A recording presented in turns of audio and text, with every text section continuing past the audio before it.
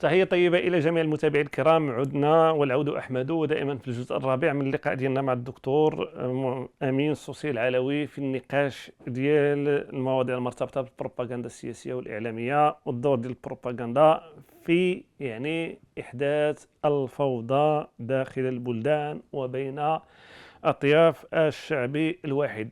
تحدثنا عن الأحداث ديال غزة ديال 7 أكتوبر، وقبل ما نبدا كنعاود نرحب بك اخويا، وانت مول الدار ترحب بمول الدار، انت صديق ديالي وخويا بارك الله فيك. بالنسبه لهذه الاحداث ديال 7 اكتوبر وإلا رجعنا للمغرب، المواقف ديال الدوله المغربيه حتى واحد ما يمكن له يزيد عليها القضيه الفلسطينيه. منذ يعقوب المنصور الموحدي اننا ساهمنا في فك الحصار على القدس، وتا واحد ما كيذكرها بالاسطول ديال 180 سفينه اللي كانت مشات. كذلك أننا سمحنا في جزء من التراب المغربي كنا كندعيو السياده عليه اللي هو موريتانيا في 1969 بعد احراق القدس الشريف، وبالتالي ما كانش شي دوله قدنا اللي قدمت التراب ديالها من اجل هذه القضيه هذه. ومع ذلك ان البعض بعد هذه الاحداث هذو حاولوا انهم يركبوا على هذه الاحداث هذه من اجل نقل الصراع من شوارع غزه ولا من مضارب غزه الى شوارع الرباط بطبيعه الحال. علاش هاد الناس هادو تمنساو غزه ومازالين شادين في المغرب، وانا كان الصراع تحول الى صراع مغربي. هذا هو الهدف هو نقل المعركة إلى الشوارع العربية، وبالتالي خلق بيئة ديال الفوضى. هذه أحلامهم طبعا، لن يمكنوا بإذن الله من هذا الحلم الإجرامي، ولكن هم يطمحون طبعا لنقل أولا حمى ما يقع إلى الشارع وخلق صدام بين المؤسسة، بين الدولة وبين الشعب. وبما أنهم تسدت أمامهم كثير من الأبواب اللي حاولوا يدخلوا منها لخلق العداء بين الدولة وخاصة أن منسوب الوطنية زاد ارتفع بالإنجازات وبالتقدم اللي حققه المغرب، وكذلك بيقظة المغاربة اللي بدأوا بفضل الله سبحانه وتعالى بعض النخب اللي بدأت كتحرك وتفتح ملفات التاريخ وتحليل الظاهرة المغربية كيفاش أنها برزت كقوة على مستوى عالي. هذا يشكل حرج لواحد مشروع استثمروا فيه العقود، مشروع أولا تبخيس الدولة حقها، تبخيس الوطن أكيد، وإنشاء. كتعرف بأن الإخوان المسلمين عندهم مقولة شهيرة سي قطب كيقول بأن الوطن إلا حفلة من تراب عافي، بالتالي لا وطنية في الإسلام. وهذا كلام باطل بطبيعة الحال، وهو محاولة لخلط أمرين مختلفين. أولا اتصال المسلمين ببعضهم جغرافيا ووجدانيا ودينيا، لكن هذا لا يمنع من حب الوطن والدفاع عن حوزة الوطن وعلى أمنه واستقراره، وهذا لا يناقض ذاك. بينما الرسول صلى الله عليه وسلم كان يحب مكة ويعشق مكة، ولكن الظروف تمنعه من، قالها الرسول صلى الله عليه وسلم إن هكذا الإسلام متوازن في رؤيته للدنيا لأحوال العباد. والله إنك لأحب البلاد إلى قلبي ولولا أن قومك أخرجوني منك ما خرج. فبالتالي حب الوطن لا يناقض حب الإسلام، بالعكس تماما، بالعكس يقويه ويقوي بعضه بعضا، لأن اللي ما عندوش غيرة على الوطن ديالو راه ما عندوش غير على دينه ولا على عرضه. بالتالي أنك يبان من علامات عدم الغيرة أنك تستجلب الآخر الأجنبي وتلوذ بالأجنبي على وطنك وتستعدي وطنك لمصلحة دول أخرى. واحد يعظم أردوغان ويبارز به وطنه ويتغزل في قوة أجنبية ليظهر عيوب وطنه. القرآن سبحان الله، القرآن ربط جريمة القتل بالخروج من الديار بالنفي. قال ولو كتبنا عليهم أن نخرجوا من أنفسكم وخرجوا من دياركم. وهذه ما كيعرفها غير اللي جرب الغربة. الغربة هذه ما كيعرفها غير اللي جرب الغربة. وبالتالي من أقصى أنواع العقوبات هو الإنسان يعيش شريد مشرد في بلدان الآخرين.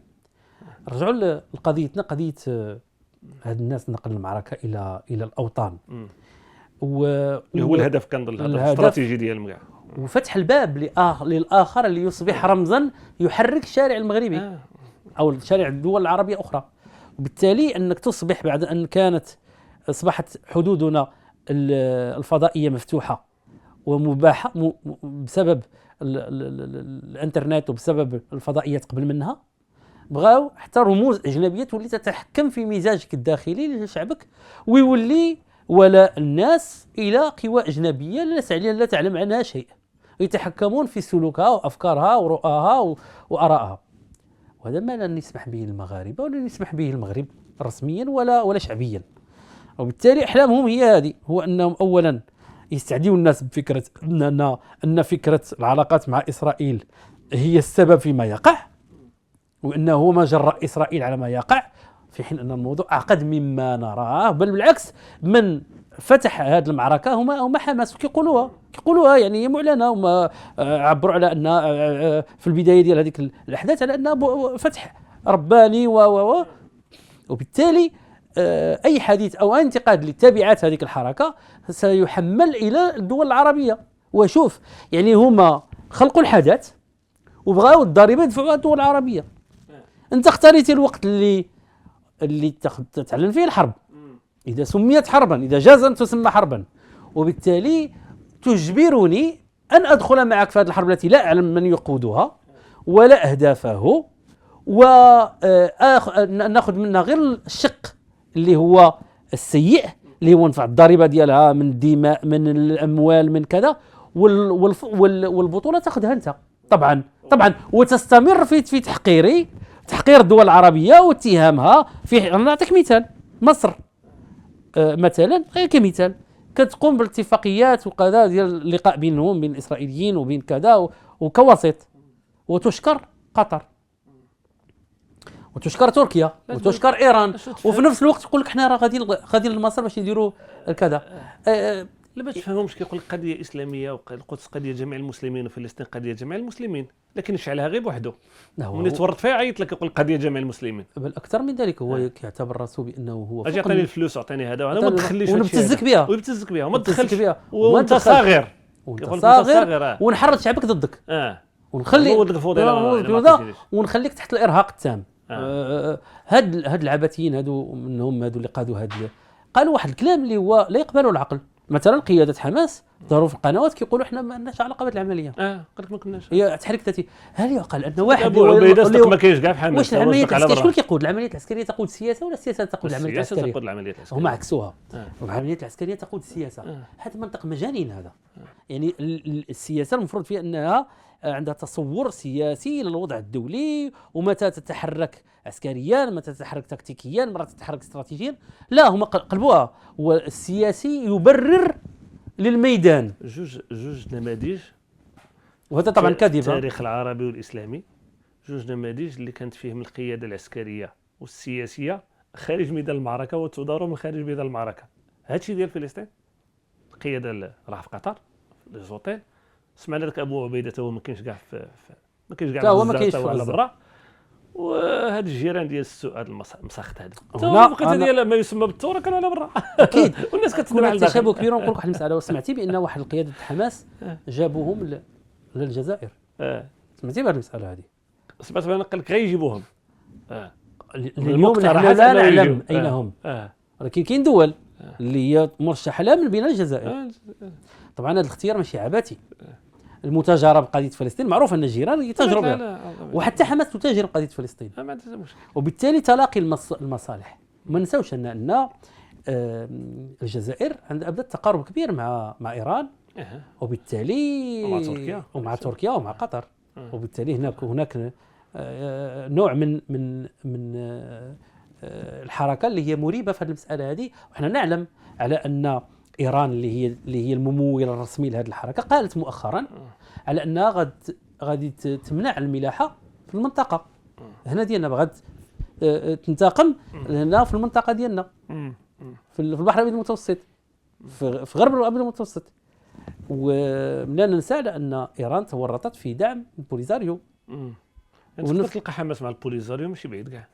بالنسبه لي انا اصلا استغربها، لان استغرب هذه المساله. شنو هو المقابل ديال ان الاستضافه ديالهم؟ هو نوع من الغباء ديال الابتزاز الضمني. شو الغباء ديال الجزائر؟ تركيا رفضت انها تستقبلهم وتخلصت منهم في ذاك المشكل ديال التطبيع ديالها مع مصر، وايران رفضت تستقبلهم وصيفطهم للجزائر. هذا هو دأب هذه الدول الثورجيه اللي اللي تستغل ومن بعد ذلك تلقى في النار.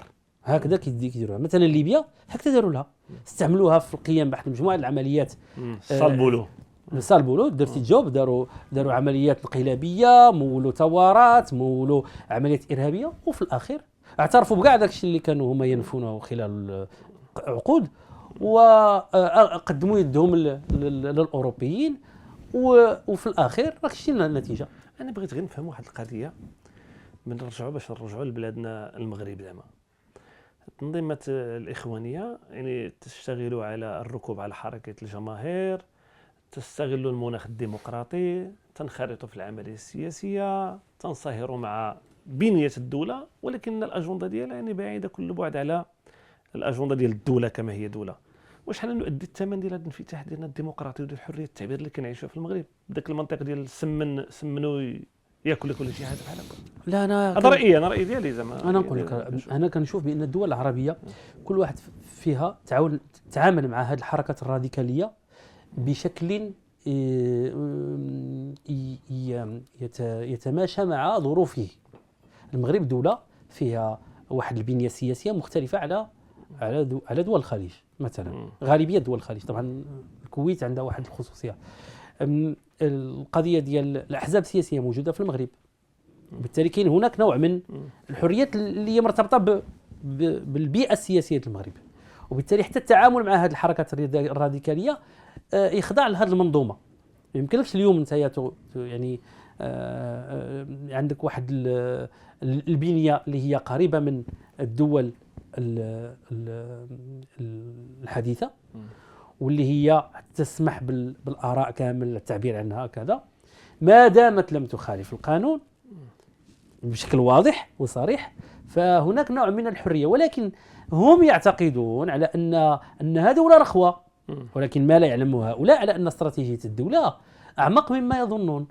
الدولة أولا تبدي الصرامة ديالها تجاه أي مخالفة للقانون، وهذا دليل على أن قوة صلبة، وأكبر دليل على ذلك أمنيا هي مصنفة من أكثر الدول، أقوى الدول في محاربة الإرهاب. أي محاولة لإظهار الدولة بمظهر الضعف كتكون النتيجة ديال هذه المجموعات هذه هو الضرب بيد من حديد. كتشوف المغرب كيفاش استبق كثير من العمليات الإرهابية، وبالتالي اللعب بهذه الورقة ديال الإرهاب لن تفيد هذه الجماعات. هو التنظيمات الإرهابية دكتور أمين هي الحالة ديالها شوية واضحة. أولا على مستوى الخطابات ديالها، كتشوف التقعيدات الفقهية ديالها، السيد إمام الشريف، أبو بكر الناجي، أبو عبد الله المهاجر، مجموعة من الأمور، وزيد شوية السيد قطب وهذا المعاليم، وأبو الأعلى المودودي وهذا. لكن هذو الخطورة ديالهم أبو محمد المقدسي، لكن هذو الخطورة ديالهم هما أنهم يعني يتماهون مع الخطاب الرسمي، وكيوليو كيعبروا بالخطابات بواحد النوع ديال الخطاب الذي يبحث عن الولاء للحاكم، ولكن أنه يبين على أنه ذاك الشرف ديال المعارضة. ومني كتبنى واحد القاعدة الشعبية اللي هي مهمة جدا، ما كاينش مشكل ملي كتكون الدولة قوية، لكن في حالة الضعف ديال الدولة هي الفرصة اللي كيتسناوها. يظنون ذلك، حاولوا وجربوا ولكن تقطع يدهم ملي كيبغيو يمارسوا ممارسات خارج القانون. الدولة هي دولة صلبة ماشي رخوة. وهم انها دولة مجدرة ولديها والشعب متشبع لا شك. لا البيعة راه مؤسسة صلبة، راه هي المؤسسة الشرعية الصلبة، هي البيعة. الناس راه ما عندهم البيعة كيقول لك سهل. لا هذاك شكل آخر، هذاك ماشي البيعة، هذاك نوع من الاحتيال على البيعة. هل يبايع والسلطان موجود؟ يا لما تقولها تبايع أمير والسلطان موجود؟ شكون اللي باح لك هذه المسألة؟ هذه ضرار، هذا مبايعة ضد الحاكم الشرعي. راه كاين اللي بايع منه، وهذا راه خروج على الحاكم الشرعي. مشاو عند مصطفى مشهور وبيعوا. ايوه طبعا، لان هما يستحلون الخروج على الحكام، وهذا منهج الخوارج. هذا منهج الخوارج. القضية ديال انهم يدخلوا في اللعبة السياسية. انا نقول لك كاين 3 تيارات الإخوان.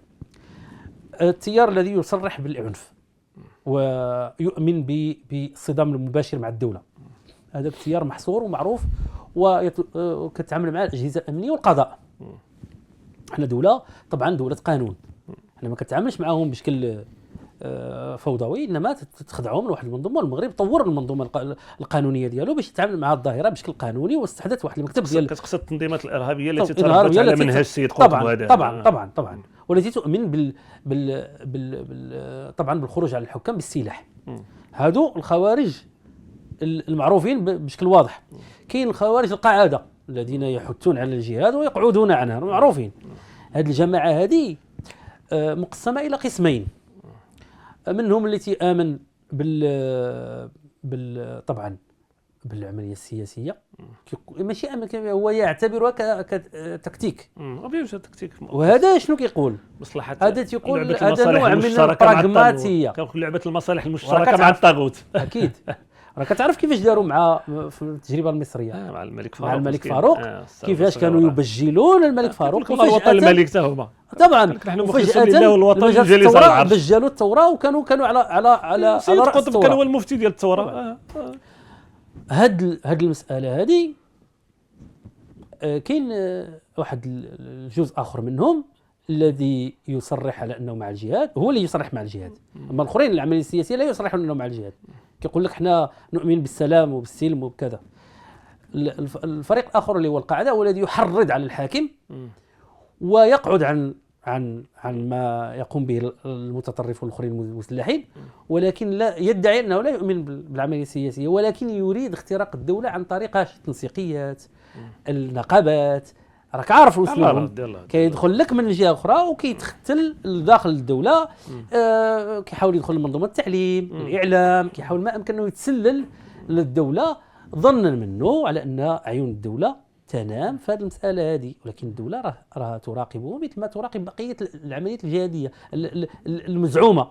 طبعا الجهاد براء من هذا الشيء، لان الجهاد له رايه، والجهاد عنده قواعد، ولا خصك ولي امر، ورايه من مات يعني او يعني اللي جاهد في يعني خلف او تحت رايه عميه فهو مات على غير مله الاسلام. باش نكونوا واضحين، يعني المساله واضحه. احنا عندنا فقهاءنا وعلماءنا.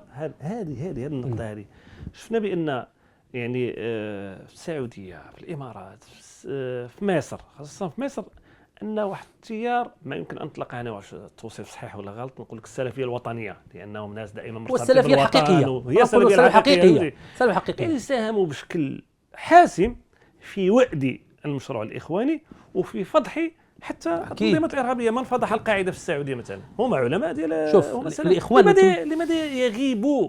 لا هو الناس لا لانهم هما الاقرب، لانهم خصهم يتقدموا شويه الى الخير، لان الجبهه الاعلاميه والجبهه السياسيه مهمه، لكن كتبقى المقارعه الدينيه، لان دوله المغرب متصالحه مع السلفيه الحقيقيه. خصهم يبانوا يهضروا، غير الناس ما كتفرقش باش الناس تفهم.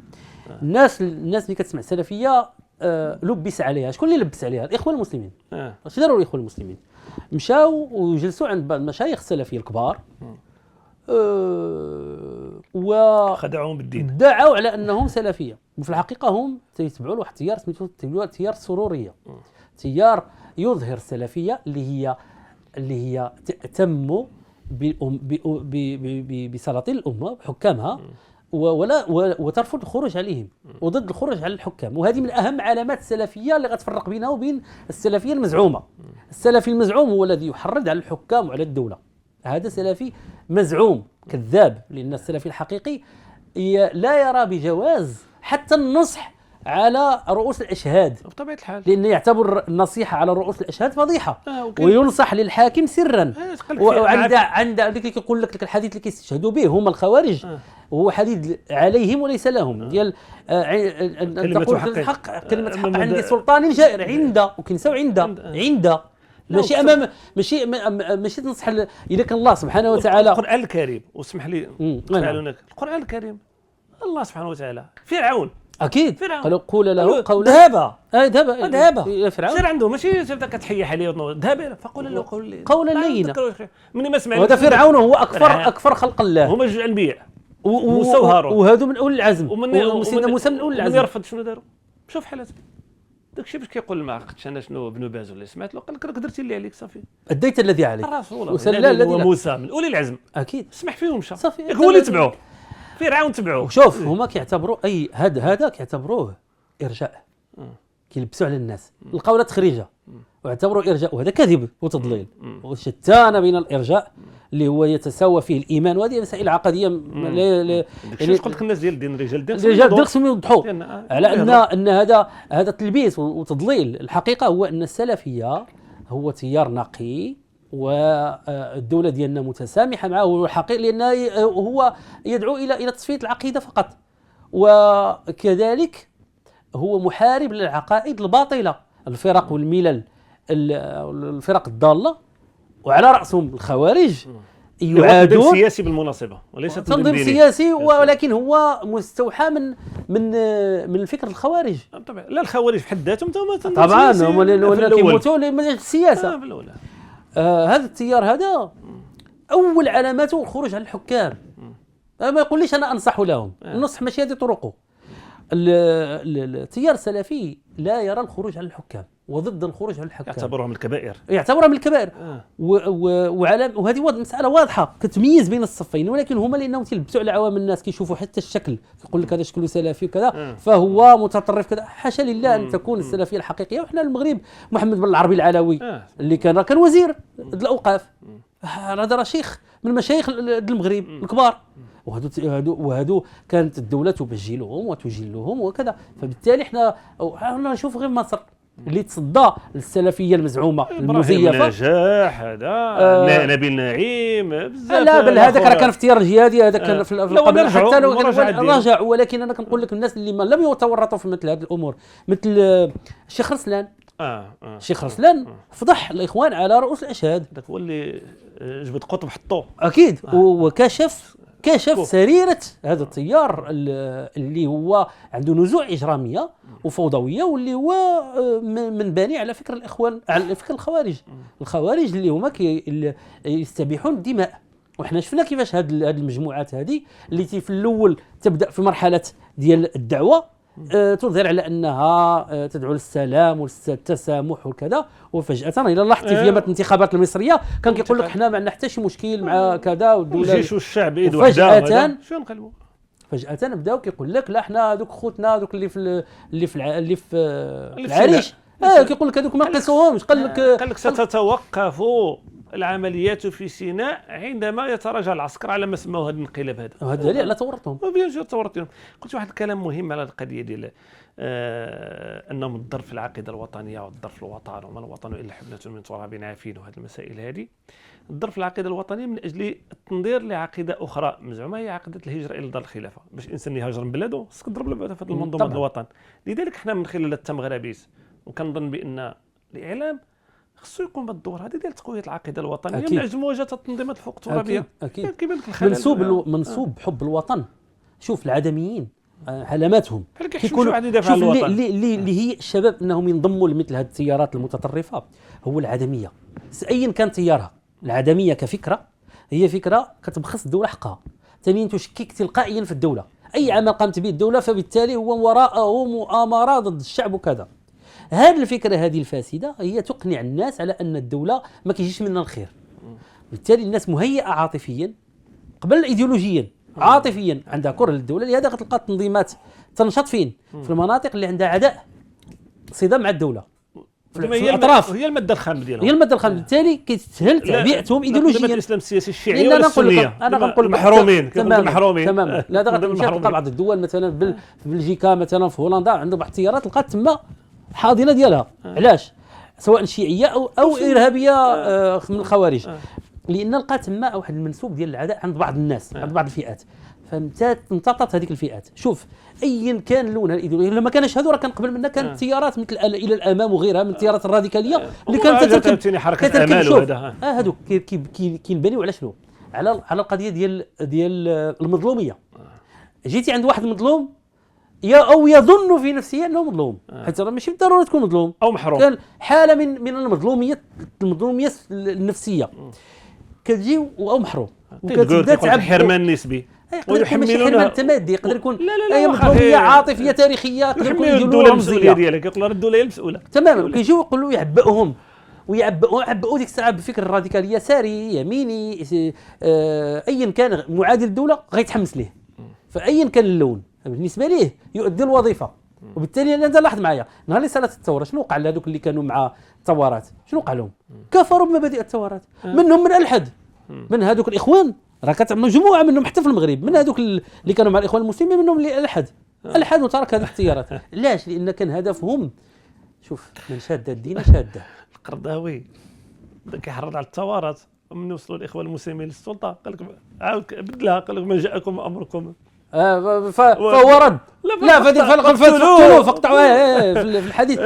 فجأة تذكر هذا الشق، هذا سبحان الله، يشق الحصى ديالهم ولات هو اللي كان يدعو اوباما لان يقف وقفة لله. القرضاوي سمعتي هذاك قال لهم قال وقفة لله، وقفة لله اوباما عجيب. شوف قبل شويه الوقت نعرجوا شويه على مساقط الوالدين. هذا النظام العسكري هذا ما شفتوش بان النظام العسكري الجزائري، عندنا 4 دقائق كيقول لي الاستاذ ابراهيم انه استعمل فعلا هذه البروباغندا يعني في تنويم جزء كبير من الشعب الجزائري وتبني عقيده حاقده على كل ما هو مغربي. يعني فاشل في كل شيء، لكن اعلاميا شويه استطاع انه هو طبعا كان هو يعلم على ان القادم سيء جدا، لان ما وجدوش القادم، تغيرت العالم، تغير، والمنظومه ديال الحرب البارده باقا مسيطره عندهم في البلاد. هما عارفين بان اش غيوقع لهم، غيوقع لهم انهم غيلقاو راسهم قدام اكراهات اقتصاديه اولا، لان البترول تغيرت الاسواق ديالو، المزاج ديال الغاز تغير، حتى الموارد اللي كانت كتجيهم من الخارج بسبب العماله في الخارج وكذا حتى هي غتوقف، لان الناس لذلك الاعلام هو اللي باقي شاد فيهم شويه، اللي كيبيض شويه الصفحه ديالهم شويه. هو الاعلام يبرر، او الدوله تقتات من حاله العداء. هذه الحاله العداء اللي المغرب بالمناسبه لا يقابلهم بالعداء رسميا. جلاله الملك قدم يد ديال مرارا وتكرار، لانه يعلم المغرب ينظر الى المستقبل. وهذه الحاله هذه هو يعلم ان هذه العصابه الحاكمه في الجزائر هي الى زوال ايا كانت الامور، وبالتالي هي غتكون لها واحد الهديه انك تقدم لها عداء مضاد على المستوى الرسمي. وبالتالي المغرب لا يتجاوب مع الرسائل ديالها العدائيه، لانه يحتقرها، يعتبرها من سقط المتاع. ولكن في الواقع هو يواجههم بضراوه على الميدان. اذا حاولوا يخترقوا الحدود كيواجههم، اقتصاديا محصن نفسه ووجد البدائل، وهما اللي حاولوا انهم يستعملوا الورقه الاقتصاديه ظنا منهم انها غتاثر على المغرب، ولكن فشلوا.